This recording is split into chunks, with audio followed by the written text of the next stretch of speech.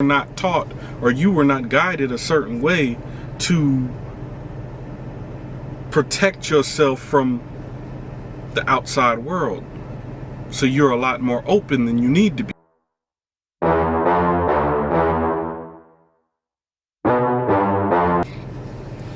So today we're going to talk about the dysfunction that occurs in the average black family home and how that affects a child, a teenager, and an adult, male or female, African American. And we're also going to talk about the question of homeschooling, why we don't homeschool our kids. Alright, so we're going to start from the ground up with this thing. We're going to start from kid, teenager, adult, and so on and so forth. Now, in the black household, usually, I don't like saying it, but it's just the truth. Usually, there is no father present. Usually, it is a single mother household with a single mother and either one or multiple kids. So, why is that bad? Because now that single mother is forced to compensate for what the father is not there doing. Right? So now that she has to compensate means excessive work hours, means gone more from the children, right? Which also then means less guidance, which also then means less affection, less everything. So how does that affect the kid? Well, I think you can look at the average black person and see that, they overly nonchalant. That all stems from childhood, not receiving enough love in the household, not knowing how to communicate with the public. Same thing. If you in your household, you guys don't talk that much. Mom just comes home and goes to work, comes home, goes to work. Nobody's really talking to each other. Everybody's just secluded off in their rooms. Right? So it is a snowball effect that happens when there is not two parents present, and then also, of course, even when there's only one parent, when that one parent cannot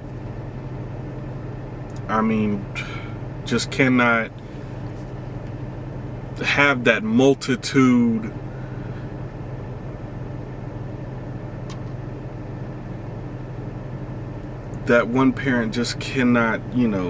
spend as much time as a child needs and have that affection level and all of that. So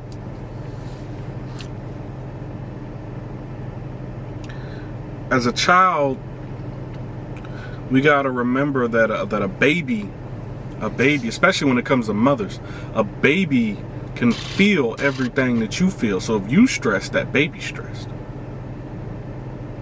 It's not the same for a father. We don't have that bond like that. With mothers and children, they have that bond. When you stress, the baby stresses. So that stress is carrying out throughout their childhood. Right? So in the normal black family household, when a child complains, the child is either told to just shut up, I'm the parent, you listen to me, I pay the bills. It is a complete disregard for the child's emotional feelings or even mental feelings. And I'm saying that's the average black family. I'm not saying all of us are like that, because I know a few people that do things different ways. And that's great. But most of us are like that.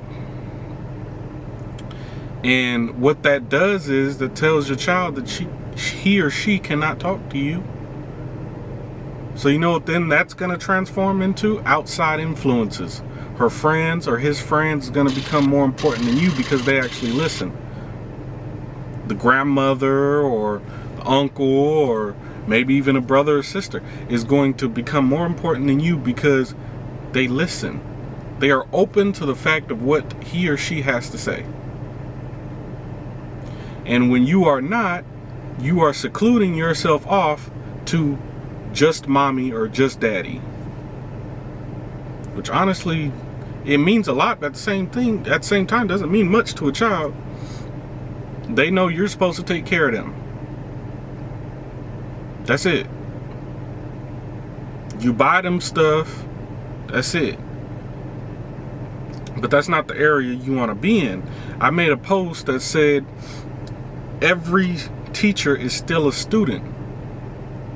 Right? So in a position of power, try to remove yourself from that pedestal or lower your pedestal so that way you can understand the other side of the missing angle in this thing.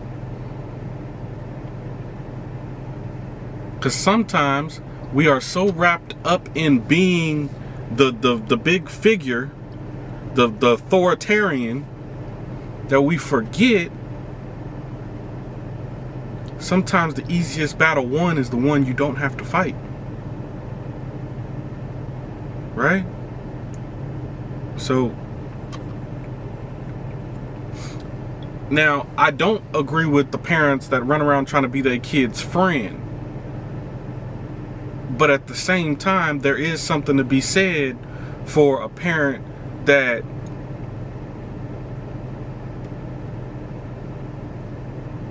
is open to hearing their child. Now, again, in the black parent household, most of us, we don't talk to each other. We don't vent. And even when we do vent, we don't really be listening. The other party that's supposed to be listening to us don't really listen. It's just like whatever. You know, so we have to, again, this all goes back to the communication thing, you know. If we're not going to communicate in the family, we're not going to communicate outside the family. And if we do communicate outside the family, most likely the effect of us not being able to communicate inside the family is going to translate to some hazardous behavior outside the family when we do talk to people. Why do I say that? You may be a woman that catches feelings too quickly. You may be a guy that catches feelings too quickly. You may be a person that is very gullible, naive. These are things that happen because in your family you were not taught or you were not guided a certain way to protect yourself from the outside world. So you're a lot more open than you need to be. See, for some reason in the black family, we go to school, we grow up, we most likely get made fun of and clowned in school if you weren't the most popular person. Right? Or if you were the cool kid on the block, cool. But you go to school, you come home, you do your homework, talk to your friends, hang out with your friends, go to sleep.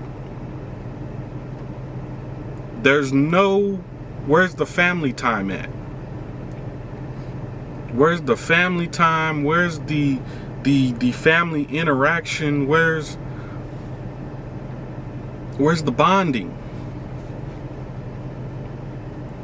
See, I get it though. I understand because it's like in our community, we've already been done so wrong as far as oppression financially and systematically and all that other extra stuff that I've already talked about, that we somewhat don't have the room to be trying to do anything extra, but at the same time you do.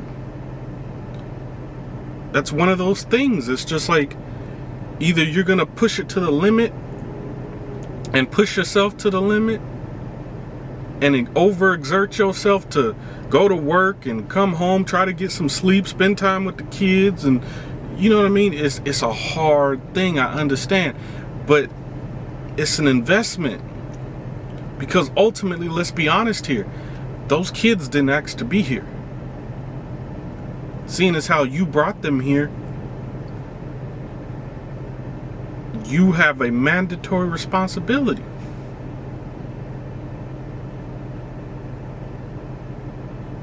So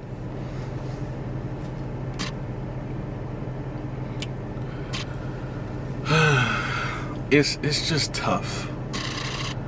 It's tough in our community, no matter which way you try to spin it. It is. It's very tough. And I understand. But we got to do something. Because between our inside our family structure and outside the family structure, and then you got black women, black men, you got Africans and African Americans, all these divides, all of them. It's like every tier you go to, there is a divide. There is no unification anywhere in our community. Nowhere. And that is the sad thing. And the craziest thing is, it all starts when you are a child at home, just minding your business, not even knowing what the hell is going on. It all starts there.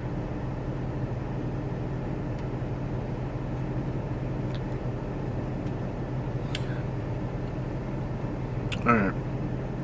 So, the whole point is that let's try to be more open-minded. Let's try to have conversations with our kids. Let's try to not be such a tyrant and be more of a leader. Feel me? Alright. So, let's talk about this homeschooling thing. Now, my whole take on it is, I don't really understand why with public schools we're not getting the results that we need anywhere, really. I mean, unless you live in a predominantly black town, your kids aren't learning about black history or black heroes or black anything. The basic school curriculum in elementary school, and maybe even before that, and middle school, is they're gonna teach you about George Washington Carver, Teddy Roosevelt, all of that stuff. But why does that matter? Why does your kid, a black kid, need to know about George Washington? Why does that matter? Why don't we learn? I mean, and then they'll throw in Martin Luther King. That's the token black guy that they'll throw in. They'll throw in Martin Luther King, and then every now and then they'll mention Malcolm X. How often do you hear about Marcus Garvey? Nat Turner? I mean, when we mention slavery, we always mention Harriet Tubman. But I'm talking about everybody. All of our heroes. They don't get taught that. Unless there's a random school program that just pops up in the middle of the dang school year that your kids can just sign up for halfway into the dang school year. You know what I'm saying? So it's like, we don't get what is needed for our kids to thrive mentally. Because when they get out of high school, how often are you going to use geometry? How often are you going to use trigonometry? How often are you going to use calculus? How often are you going to use any of that? U.S. American history? Oh, unless you're going to be a professional debater for historical shit, or you're going to be a math teacher or something, I don't see the purpose in what public school is exactly for, as far as black kids. I don't see it. Now, if you were to hire a tutor and that tutor homeschool your kids, you can still go to work, Still do what you got to do, but now your kid is getting one-on-one, 100% attention, which then lowers the ability for him or her to slack off, which lowers the ability for him or her to not understand what's going on, because now they have that one-on-one, as opposed to struggling in a public school where they have all these distractions. The teacher most likely don't care because she ain't getting paid that much, and she got to worry about paying her rent tomorrow. What are we doing with public school? And then on top of that, the public school system, they running out of money. Like, books is torn up, curriculum's all messed up. What are the kids learning is what I'm asking. What are they learning in public school besides who Tasha and them done fucked it in the back of the school on lunch break? Cause let's be real, high school ain't nothing but a popularity contest. Them kids ain't doing nothing but, yeah, they doing their homework, turning it in if they smart, but they don't care about that. They just doing that to get by. Middle school, same thing. The only time when you're really critically learning is when kindergarten to elementary school.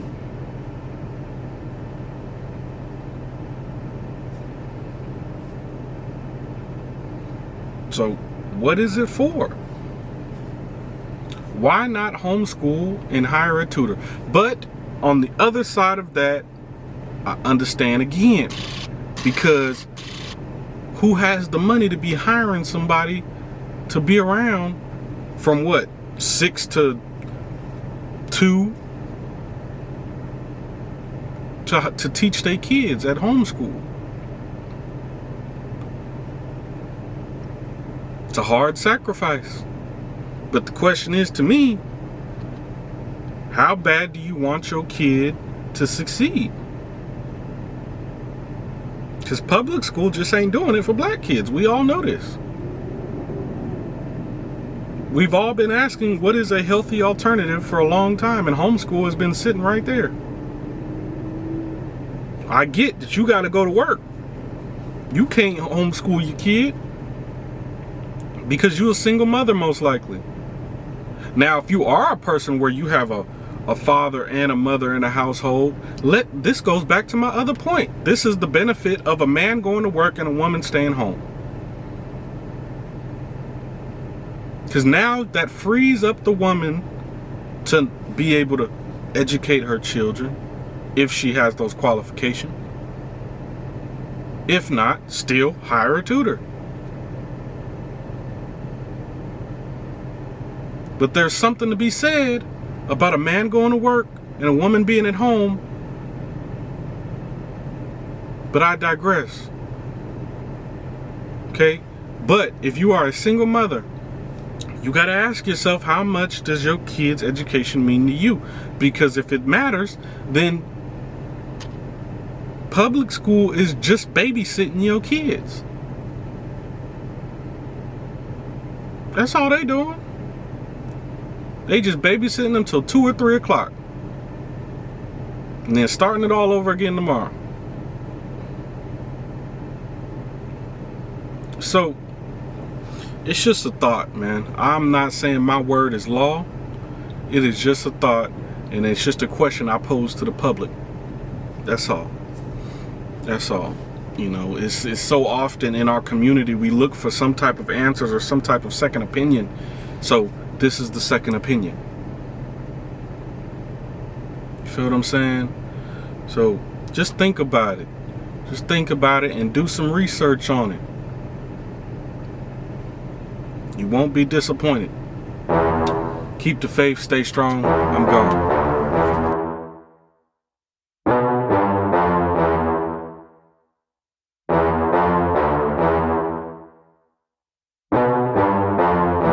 Back up, back up, back up, back up. Back up, back up, back up, back up. Back up, back up, back up, back up.